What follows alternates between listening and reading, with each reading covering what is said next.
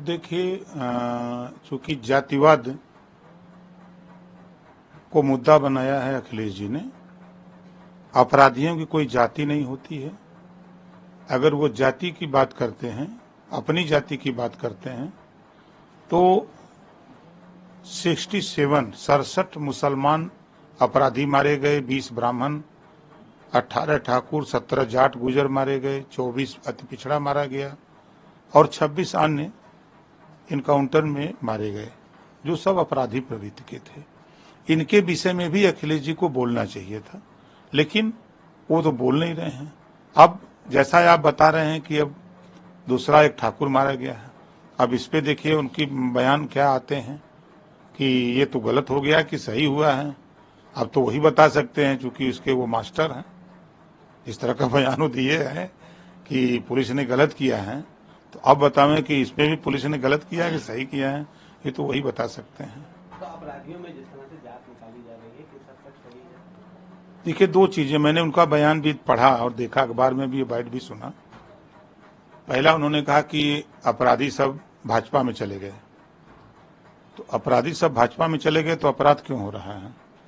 गाजीपुर में दिन दहाड़े पटेल को मारने के लिए गाड़ी में लैस होकर के दर्जनों असलहे के साथ लोग पहुंचे और दिन में फायरिंग कर रहे हैं, वो भागा नहीं होता तो जान से मार देते।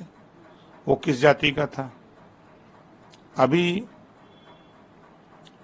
जहां भी घटना हो रही है उसमें जरूर शामिल हो जा रहे हैं यादव जी। अगर ये बात कहिए तो अखिलेश जी को बुरा लगेगा।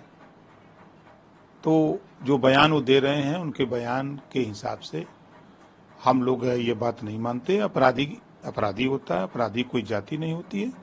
पुलिस अगर वो फायरिंग करेगा तो पुलिस भी फायरिंग करेगी, उसका आधार कार्ड देख करके पुलिस गोली नहीं चलाएगी।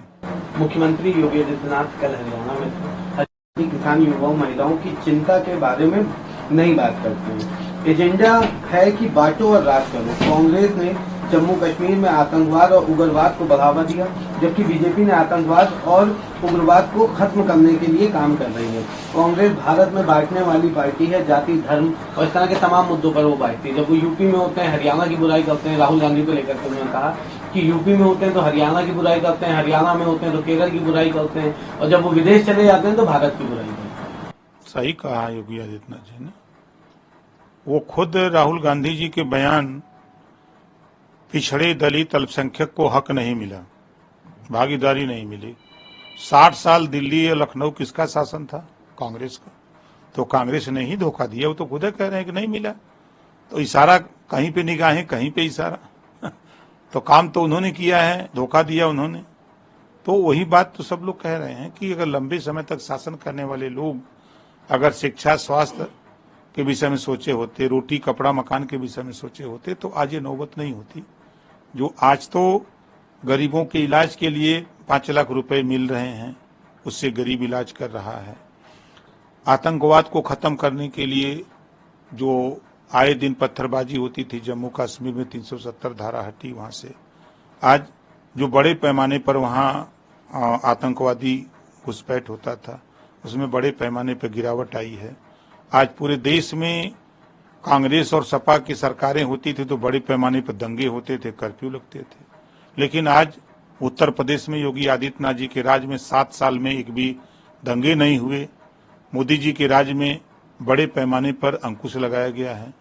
तो ये चीजें कांग्रेस और सपा को पसंद नहीं है। वो लोग चाहते हैं कि दंगे होते तो मुसलमान हमारे साथ रहते, क्योंकि वो हमेशा दंगे करा के मुसलमान का वोट लेते हैं, बोरा का बोरा वोट लेते हैं। जब सरकार बना लेते हैं तब मुसलमान भाई लोग को खाली झोरा थमा देते हैं कि लेके खाली झोरा घूमो, अब बोरा का वोट हमको दो। यही काम तो करते हैं।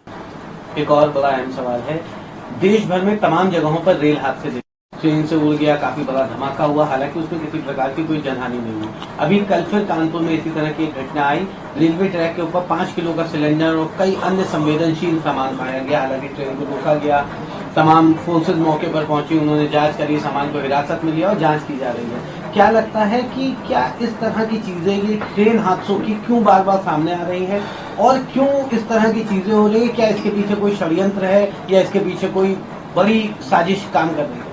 देखिए, कोई न कोई बात है। हम ऐसे साथियों से भी कहूंगा कि इस तरह का कृत्य न करें, और हो सकता है उस कृत्य में आपके परिवार का भी कोई हताहत हो सकता है। तो ऐसा कृत्य लोग न करें। जो देश में प्रदेश में अमन चैन है, अमन चैन कायम करें। और नहीं तो अगर ऊपर जाने का मन है या जमीन के अंदर जाने का मन है तो ये भी बता देंगे, उसकी भी व्यवस्था सरकार कर देगी।